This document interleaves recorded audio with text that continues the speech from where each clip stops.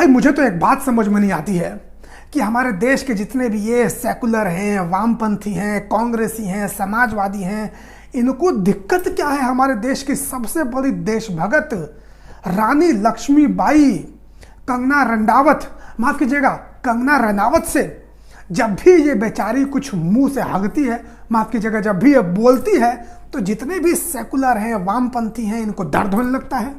अभी हाल ही में कंगना रनावत ने कल ही एक बयान दिया जिसमें उसने कहा कि भारत को दरअसल जो आज़ादी मिली है वो तो 2014 के बाद मिली, जब मोदी जी आए हैं तब भारत आज़ाद हुआ है। 1947 में जो आज़ादी मिली थी वो आज़ादी थोड़ी थी, वो तो अंग्रेज़ों ने भारत को भीख दे दी थी, वो तो भीख थी। तो तुम लोग कहते हो ना कि भगत सिंह ने देश आज़ाद कराया, चंद्रशेखर आज़ाद ने इस देश को आज़ाद कराया, महात्मा गांधी, नेहरू, पटेल, रानी लक्ष्मीबाई, तात्या टोपे, राव तुलाराम, इन सब ने इस देश को आज़ाद कराया।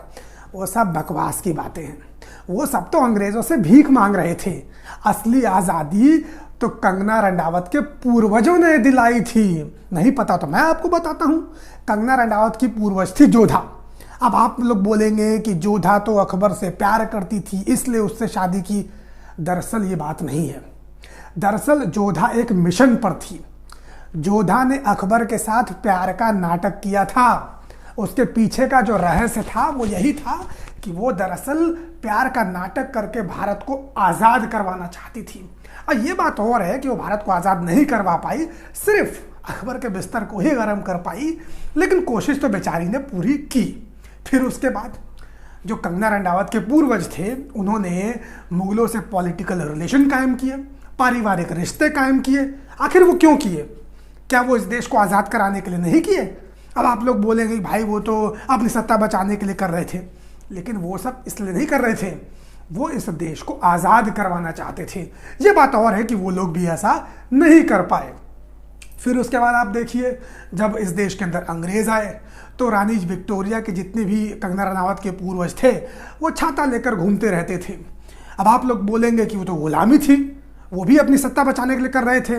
नहीं, दरअसल वो भी उनका एजेंडा था इस देश को आज़ाद कराने का। वो गुलामी का नाटक कर रहे थे जिससे कि भारत को वो आज़ाद करवा सकें।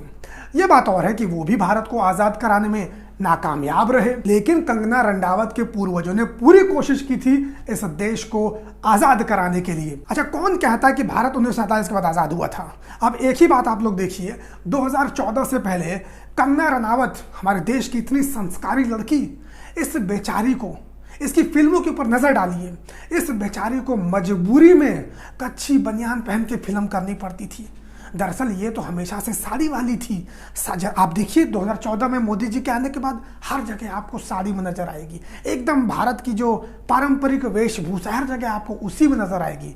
2014 से पहले देखिए जब कांग्रेस की सरकार थी उस समय बेचारी फिल्मों के अंदर कहीं कच्छी पहन रही है, कहीं बनियान पहन रही है, कहीं सिगरेट पी रही है, कहीं दारू पी रही है, कहीं नशा कर रही है, कहीं लोगों के साथ रिलेशन बना रही है। तो दरअसल इसको कांग्रेस की सरकार में आज़ादी नहीं मिली थी। ये चाहती तो थी साड़ी पहनना, लेकिन कांग्रेस की सरकार ने इसको साड़ी पहनने की आज़ादी नहीं दी थी। वो तो मोदी जी आए तो इनको आज़ादी मिली है साड़ी वगैरह पहनने की। और इससे पहले आप देखिए कि इसने इस बेचारे को मजबूरी में आदित्य पंचोली जो शादीशुदा है उससे रिलेशन बनाना पड़ा, ऋतिक रोशन से रिलेशन बनाना पड़ा, वो भी शादीशुदा। तो बहुत लोग कहते हैं कि ये तो शादीशुदा लोगों के साथ रिलेशन बनाती है। ऐसी बात नहीं थी भाई। दरअसल कांग्रेस की सरकार ने इसको आज़ादी नहीं दी थी दूसरे लोगों के साथ रिलेशन बनाने की, आज़ादी ही नहीं थी इसके पास। अब देखिए ना तो किसी के साथ रिलेशन है ना कुछ है, अब अपना बिंदास पारंपरिक वेशभूषा में घूमती है, कोई रिलेशन का चक्कर ही नहीं है। तो असली आज़ादी कंगना रनावत जी को तो 2014 के बाद ही मिली है। ये जितने भी भगत सिंह, चंद्रशेखर आज़ाद, जितने भी आज़ादी के नायक बनते हैं ना अपने आप को, जो जलियांवाला बाग में अंग्रेजों से मर गए, वो सब भारत को आज़ाद नहीं करा रहे थे। भारत को आज़ाद तो वो सावरकर करवा रहा था। अब कुछ लोग कहेंगे कि सावरकर ने तो अंग्रेजों से 2-2 बार माफ़ी मांगी थी। देखो भैया, उसने माफ़ी नहीं मांगी थी, वो उसकी चाल थी, वो अंग्रेज़ों से माफ़ी का नाटक कर रहा था जिससे कि भारत को वो आज़ादी दिला सके।